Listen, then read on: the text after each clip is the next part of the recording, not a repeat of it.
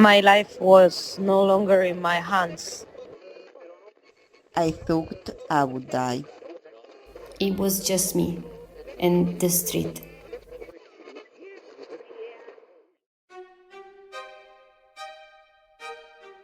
Voices reflecting on the past and wondering about tomorrow. These are the voices of women who have escaped human trafficking. This is Free Voices, Path of Resilience, the series about the experience of women who have freed themselves from the chains of trafficking. In the last episode, we recounted the arrival of Anna and Grace in Europe, deceived by networks of traffickers who had made them the search of their earnings. Today we'll explore how Anna and Grace managed to get out of the grip of their traffickers.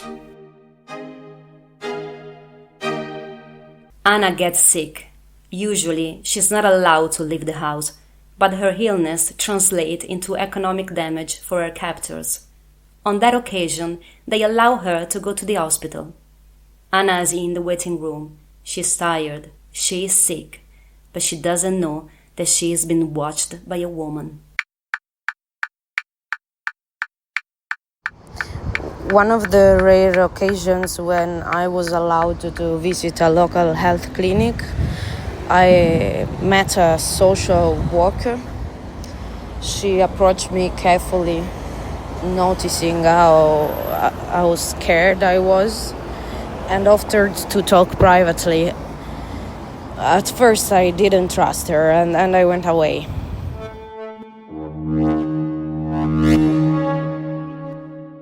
Grace is on the street, forced to prostitute herself with other girls, when she sees some people approaching. Grace is terrified. Who are those people? They don't look like policemen. Why are they talking to the girls? One of them goes to her and smiles at her.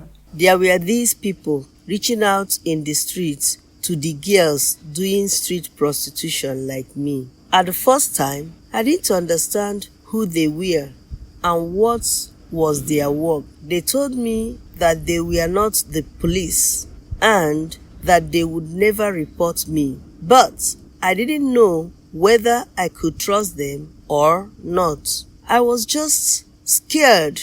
They were so patient with me. They never persuaded me to do what I didn't want to do, though they just offered a listening ear.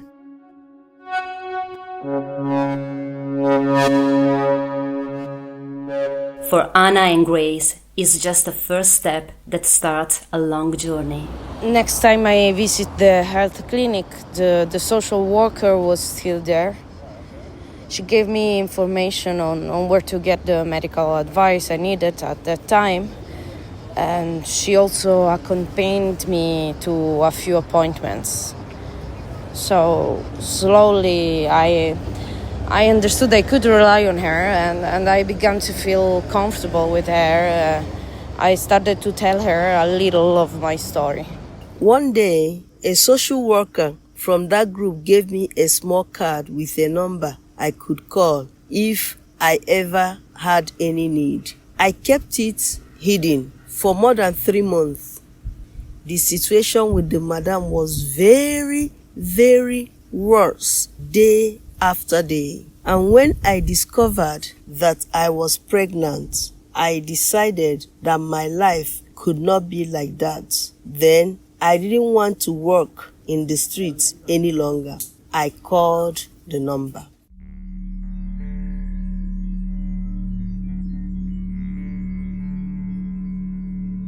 Building trust between women and social workers is a slow and gradual process. It can take time to realize that a different life is possible and that there are ways out of exploitation. My social worker helped me take the necessary measure by protecting my messages so my boyfriend and his friends would not have access to them. We even created a secret code between her and me so I could warn her if something was happening to me. She helped me find a housing solution so I could leave them without having to sleep in the streets. This took some time, and I was terrified but she was always very transparent with me about each of the steps we would have to take, and I knew I had to take the chance. When I finally made the call, the social worker was calm, reassuring to me. She didn't rush me. She just told me exactly what to do. She proposed me to enter in a protection program, and I accepted. She helped me prepare for everything: what to pack, how to act, and where to go. But even with all that preparation, the fear was overwhelming. I kept thinking and thinking and thinking. What if they find out? What if they catch me before I can get away from the house? The escape was far from straightforward. Anna and Grace faced not only physical barriers, but also the emotional and psychological toll of abandoning a life they know for something completely unknown. There are many fears that these women must overcome to start a new journey.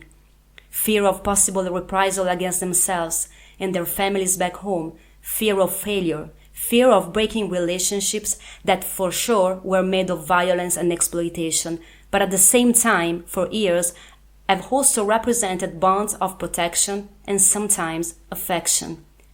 It takes great courage to make this decision, which represents a clear break with everything these women know.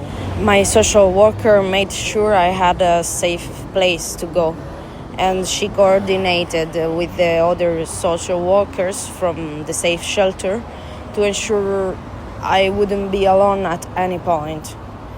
When I was ready to leave, I sent her our secret code and I left. The hardest part was walking away from the only life I'd known for so long, even if it was a life of pain, as the future was so uncertain.